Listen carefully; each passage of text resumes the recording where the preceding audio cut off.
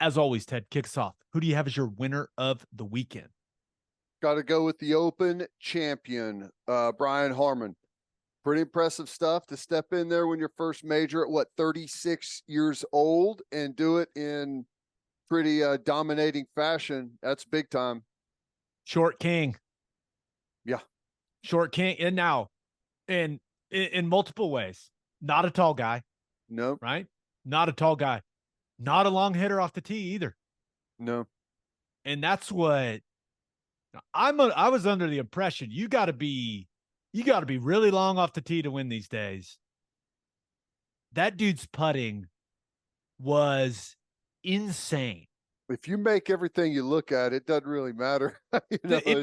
Yeah, it doesn't matter how long you hit it off the tee. That was the putting display was, I mean, it was unbelievable, dude. Everything inside 10 feet. What did he miss? 1 or 2 putts the entire week inside 10 feet? It was nuts. Yeah, it's incredible. And he did it in poor weather with a partisan crowd not behind him, which was pretty funny. But I just to be able to go out there, stare it down, your first major. What's that? The first or the oldest to win a first major since Sergio did it a couple years ago. 36 years old. Like your best is supposed to be pretty far behind you at 36. So to be able to go out there with that field, which was really good. It was awesome to see Jason Day, coming in there and putting up a nice number as well. It's been a while for him, but yeah, that's awesome for that dude. That's to kind of come out of nowhere. What I say, 125-1 to go in there and win. Yeah. Couple things. Did you see he did a press conference after, and he said on Saturday, one of the reasons, one of the ways he bogeyed and he kind of like snapped back into things because some guy was like, "Hey, Harman, you don't have the stones to go win." And he was like, when that guy said that, it just kind of brought me back, which I thought was pretty interesting. And he gave the guy credit. He was like, yeah, I needed that. It was great. I can imagine whenever you're out there playing there, cause since you're not necessarily up against anyone, I can see that maybe you just, at one point, you're just kind of moving along, obviously doing your best, but just moving along until like something like that can get you back in a competitive fire, where you actually feel like you're out there competing. Yeah, that's pretty cool. I like that story. What did you think of the waggle counter? I didn't see that. How did you miss it? They know. Really, NBC, and from what I understand, oh yeah, you have DirecTV, so you missed it. Yeah. Boy, there are some people in Oklahoma that are not happy with KFOR. My good, and DirecTV. Woo, boy. Yeah, I don't know what's behind all that, but I had to do it streaming on Peacock, which it's just, the experience sucks on streaming. It still sucks. And some are better than others. Peacock is garbage, at least in my experience, but maybe that's a me problem. But yeah, so I didn't get to see is a lot.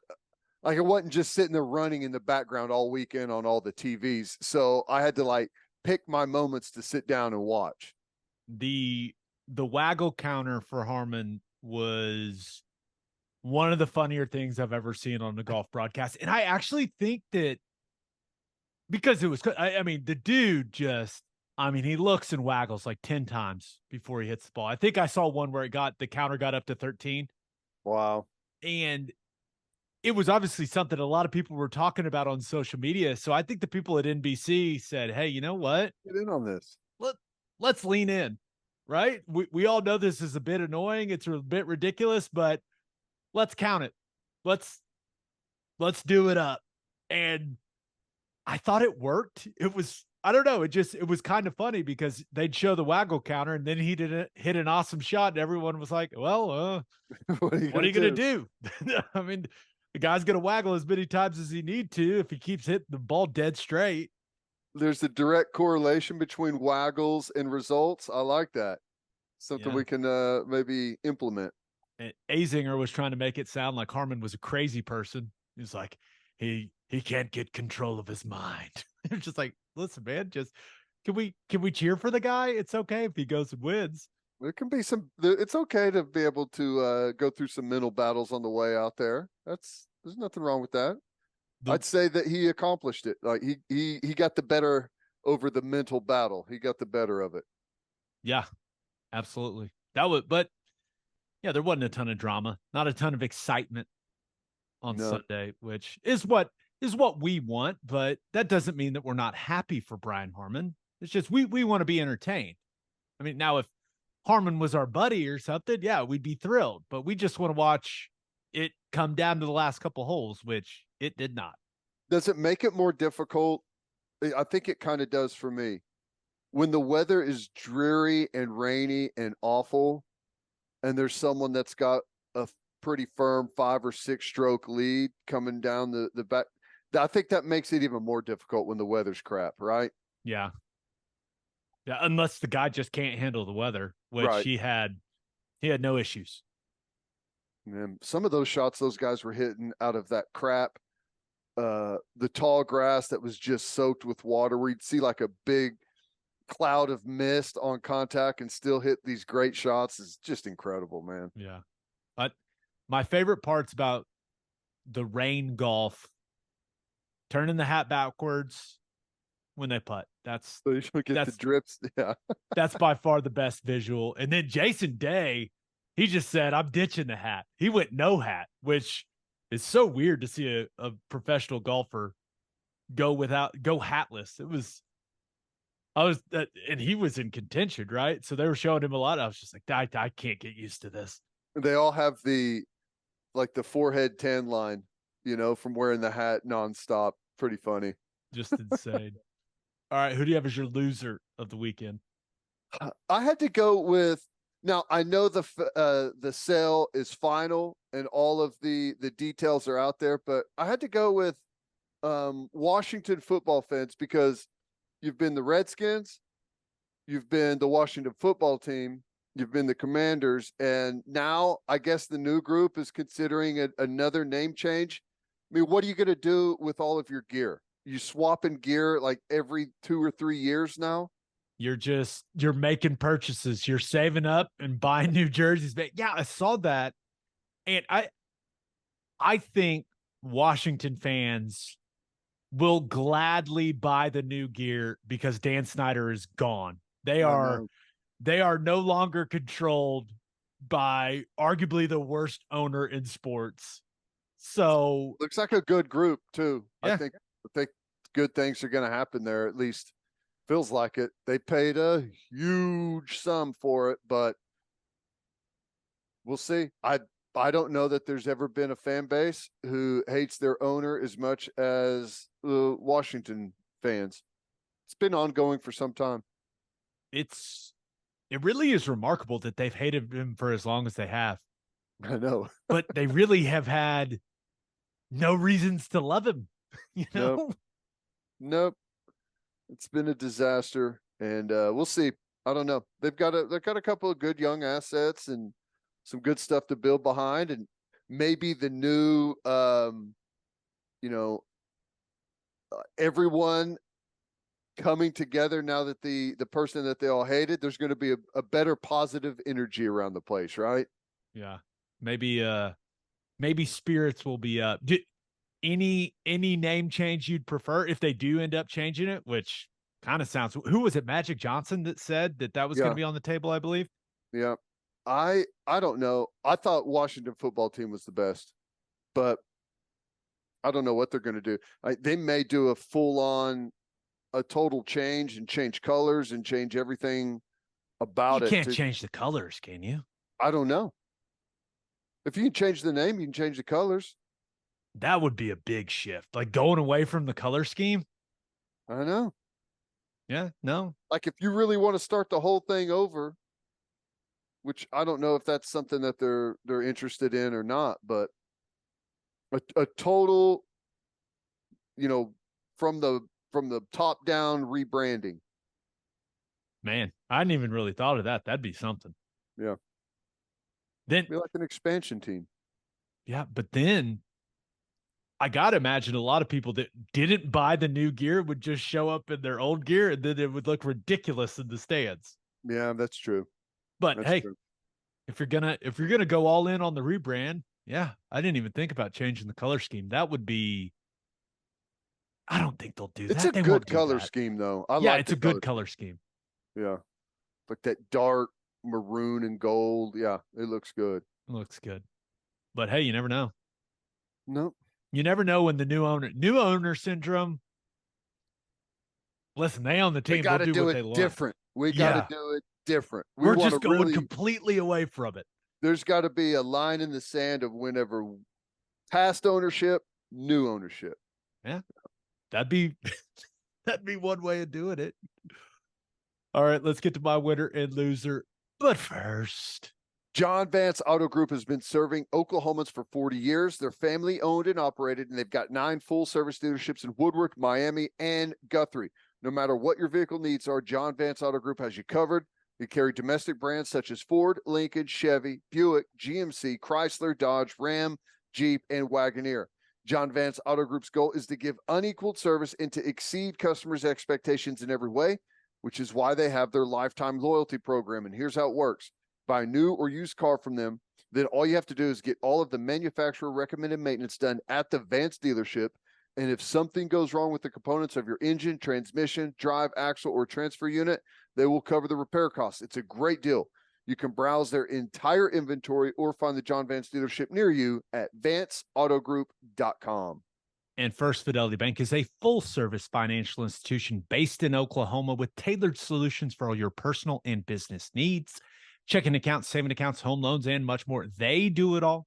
Whether it's online banking from your computer or mobile banking from your phone, everything is stress-free with FFB. Making mobile deposits, paying bills online, and moving money to different accounts could not be easier. Make your life easier and go bank with First Fidelity Bank. Visit ffb.com for more information. All right, for my winner of the weekend, thought about going with the Oklahoma City Thunder.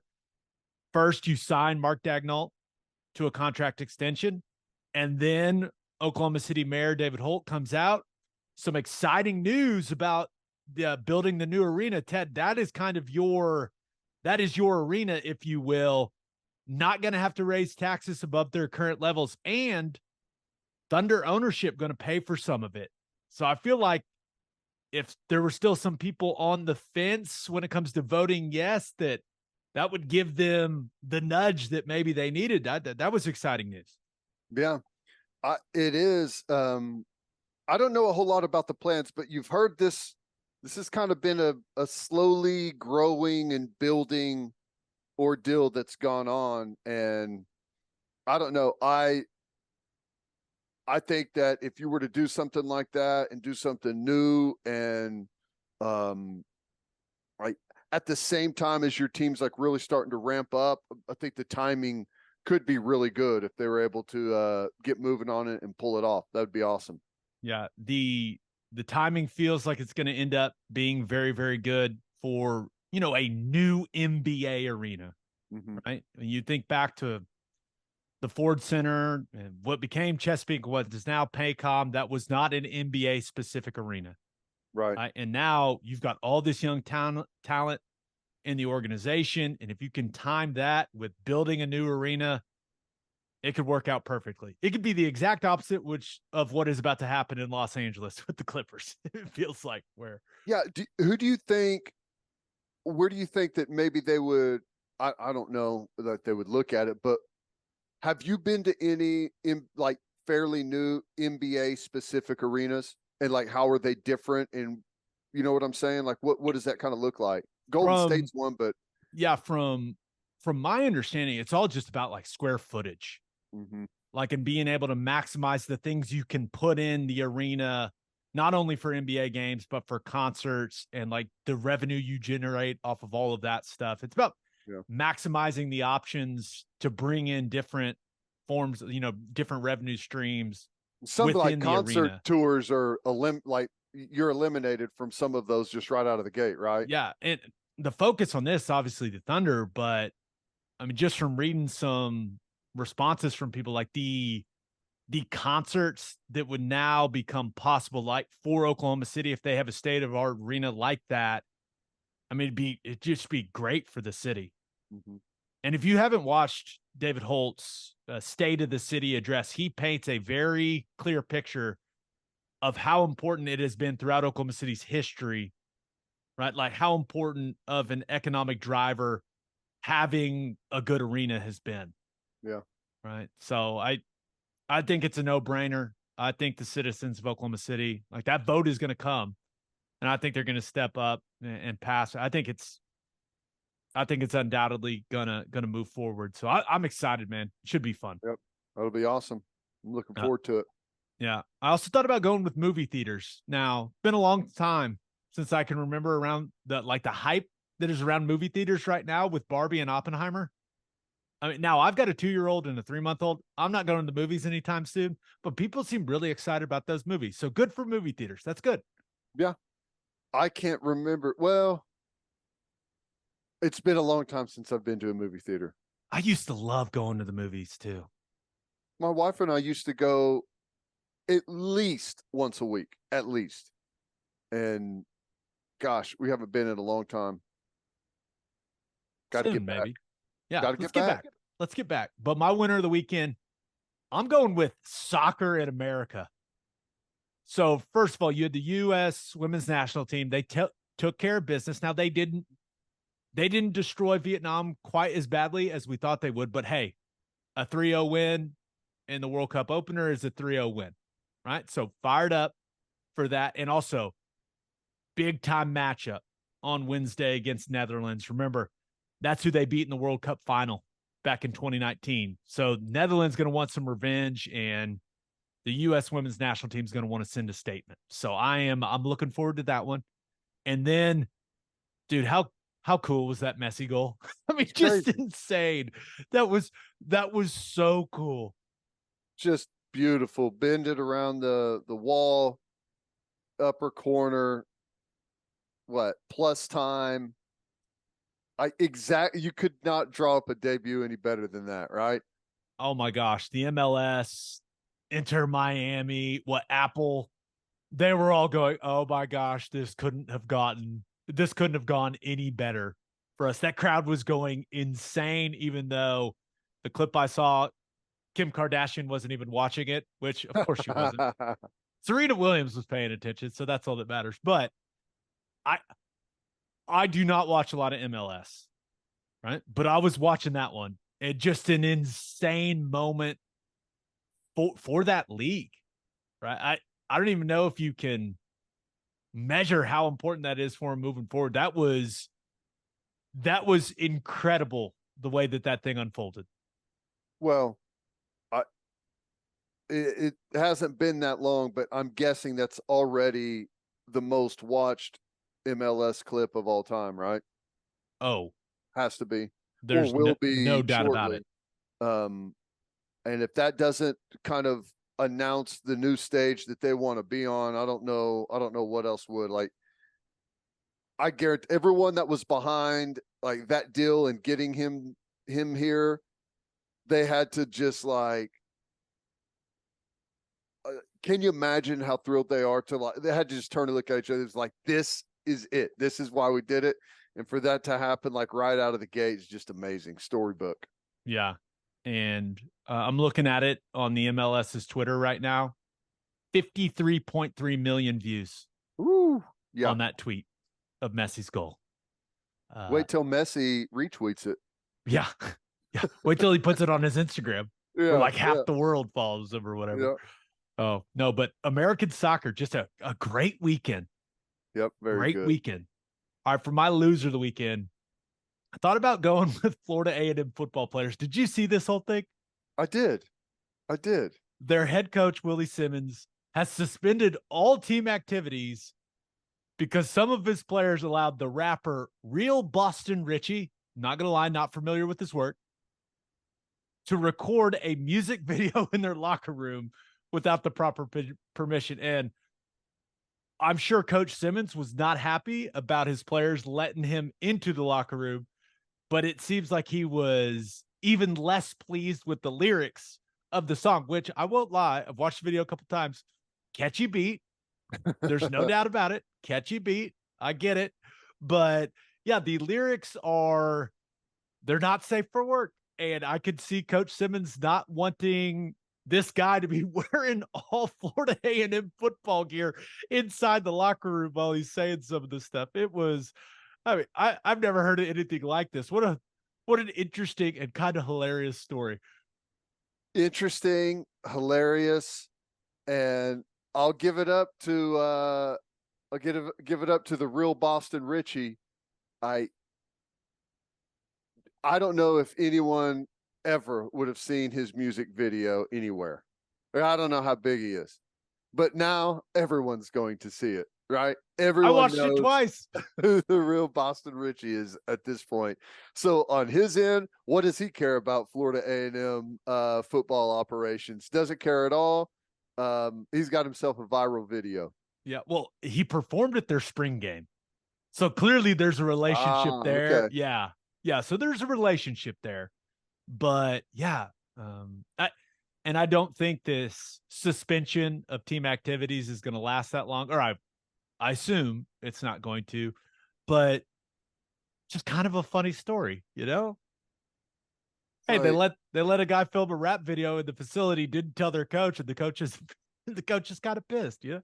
Oh, here's the thing. It's like he performed at the spring game. I thought we had a good relationship with the guy. You know, I thought we were okay with him. That's why we let him in. No big deal. I have to imagine Willie Simmons went, guys, don't you think you should have just asked? Yeah. They were probably thinking, hey, extra week off or so before training camp gets going. No big deal. Oh, they're playing chess, not checkers. They're like, hey, if we let him in here, then coach will suspend this stuff. We'll get a little break before we start camp. I like where your head's at. Yeah. Conspiracy Ted is back.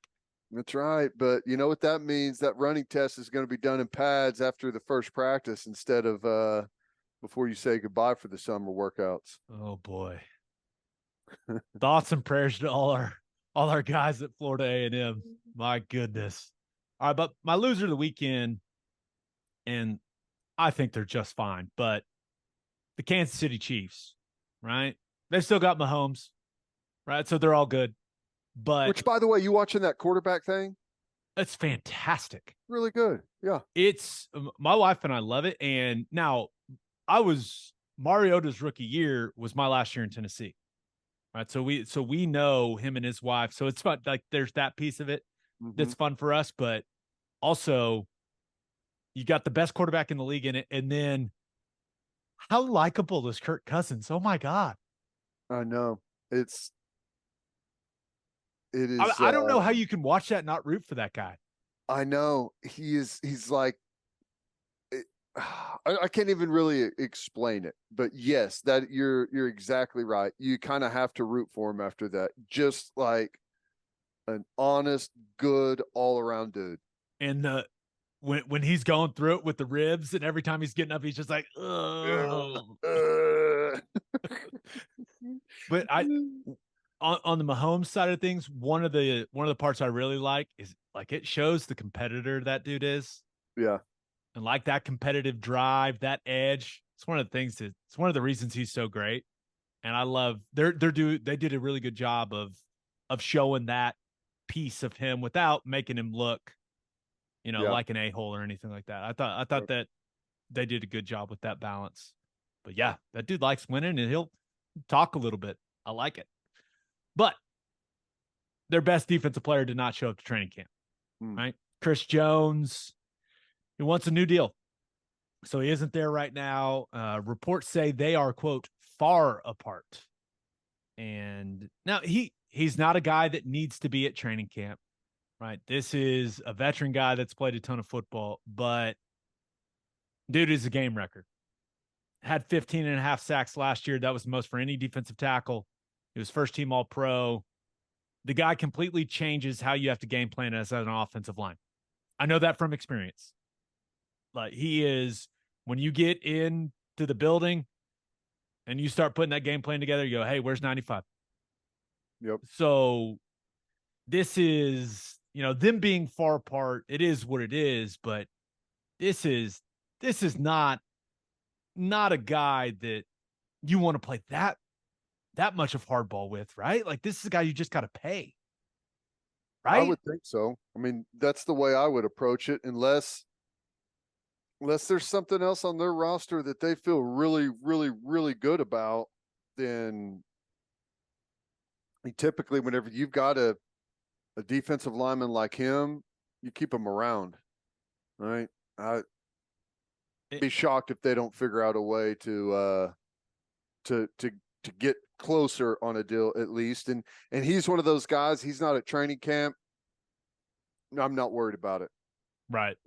He big defensive tackle. He's going to figure out his duties pretty quickly as to what he needs to do. But you do want him sharp coming into the season. But I gotta imagine this is one that they end up finding a way to make a deal. But I really don't know their situation salary cap wise.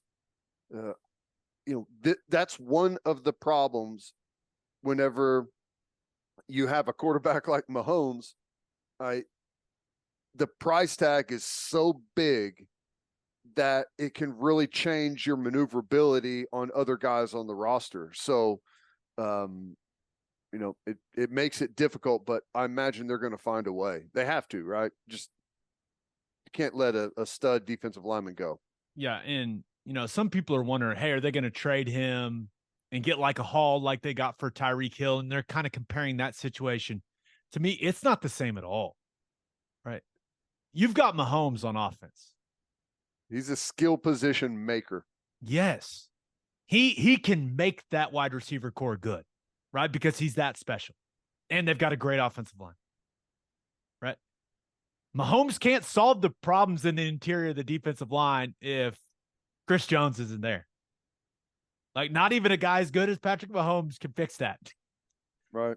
He's not going to all of a sudden run out there on the field and start rushing the passer. So I looked it up. I think Jones is the 8th or 9th highest paid defensive tackle. And now Aaron Donald is number 1 at $31 million per year. He's not going to get that. But you look at Quinnen Williams' new deal, he's at $24 million per year. My guess is Jones wants something in between those two deals, right? 25 to 27 a year. And I think he's making 20 right now. So we'll see where it ends up landing. I can't imagine they don't get a deal done before week 1. But yeah, this is, you cannot not have him out there on the field. He's just too good, man. He's too good. Yeah. Do you know what the salary cap is? The total number? Got no clue. I mean, you're talking about $224.8 million. 224. And I think you're probably right. I mean, they're going to be bumping up around $80 million, a third of that with just 2 players. That's what makes it so difficult whenever you've got the quarterback making over 50 and you got to start making way more difficult decisions on down the roster. And this is going to be one of them. They're going to find a way to get it done, I would imagine, but there's going to be casualties because of that in the future. There's just the way it goes. And the funny part is Mahomes is underpaid. Yeah. Because as soon as he signed to that huge deal, everything else caught up with it instantly. Yeah. He's underpaid. Yeah. I mean, there's probably absolutely signed no doubt. a bad deal, actually. Yeah. But I think he likes winning so much, and he's making so much off the field, right? And endorsements. Like, he's on everything right now. So he's able to make ends meet with 50+ million. Yeah. And I bet you he's making like another 15 or 20. I got no idea. That. He could make as much as busy as he wants to be with it. That's true. I mean, he's fine. Right. But it does become an interesting situation for the Chiefs and managing the cap. But I know this. you want Chris Jones to be happy, and you want him out there playing for your football team when the season rolls around. That's all I know.